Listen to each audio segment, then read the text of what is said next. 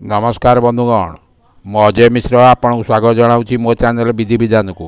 आपण जदि मो चैनल को नुआ आइछंती तेबे सर्वप्रथमे चैनल को सब्सक्राइब करनियंतु एवं पाखे थिबा बेल आइकन को क्लिक करनियंतु फल मु अपलोड करथिबा समस्त नुआ नुआ शिक्षणीय वीडियोर नोटिफिकेशन आपण सर्वप्रथमे पाई परिबे। आपण को जदि ए वीडियोटी भल लागे तेबे लाइक शेयर कमेंट करने को भूलिबे नहीं।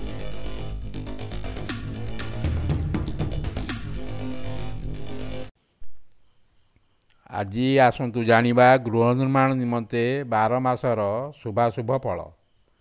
बैशाख मासरे गृह निर्माण कले कर्तांकर धनधान्य पुत्र और परिवार सदस्य मानकर सुस्थ जीवन यापन करिथांती।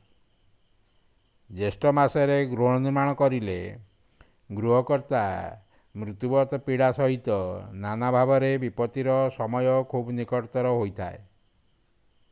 आषाढ़ मासरे गृह निर्माण करी गृहकर्ता बसवास रे जदिओ कर्ता लगी सेतेटा अशुभ नुहे तथापि अशुभ फल द्वारा गृहपालित पशुमानकर विनाश घटे। श्रावण मासरे गृह निर्माण करी बास करने द्वारा कर्तांकर पशु वृद्धि और मित्र मानकर वृद्धि घटिताए।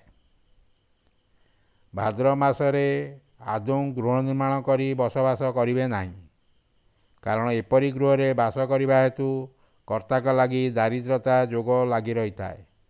विपद कर्तांकर पीछा छाड़े नहीं। चतुर्पाशरे शत्रु वृद्धि घटे। आश्विन मासरे गृह निर्माण करी से गृह बास करथुवा कर्ता लगी अत्यंत अशुभ फल मिलता है। एथिरे कर्तांकर जायार मृत्यु होता है। सदासर्वदा कलह लगी रहे। कार्तिक मासरे जो कर्ता गृह निर्माण करी बसवास करती तांको लगी यही गृह शुभ फलदायक होता है। यही शुभ फल मध्य पारिवारिक रोगमुक्त पुत्र प्राप्ति जोग और अर्थ आय लगी गृहटी शुभंकरी होता है। मार्गशीर मासरे गृह निर्माण कले केतेक शास्त्र यह अशुभ आउ केतेक शास्त्र यह शुभ बोली कहुए। तेबे एपरी गृह निर्माण करी बसवास करने द्वारा कर्ता को अर्थ आयर सुगम उत्तम भोजन प्राप्ति फल मिलता है। पौष मासरे गृह निर्माण करी बास करने द्वारा कर्ता को सदासर्वदा चोर भय लगी रही है।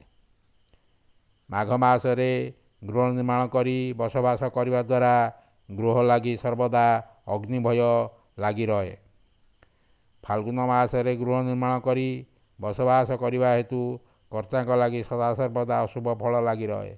एथिलागि कर्ता को पारिवारिक क्षेत्र में रोगरे आक्रांत रोग वृद्धि नाना प्रकार समस्या कर्ता को शोक प्राप्तिर फल मिलता है। चैत्र मासरे गृह निर्माण करी कर्ता बसवास करिले कर्ता लगी शुभ फल प्राप्ति होता है। एथिरे कर्तांकर वंश वृद्धि घटे। सुख प्राप्त सहित अर्थ प्राप्ति होता है। आशा करुछि भिडियोटी निश्चिंत आपको भल लगी। रोचे धन्यवाद। नमस्कार।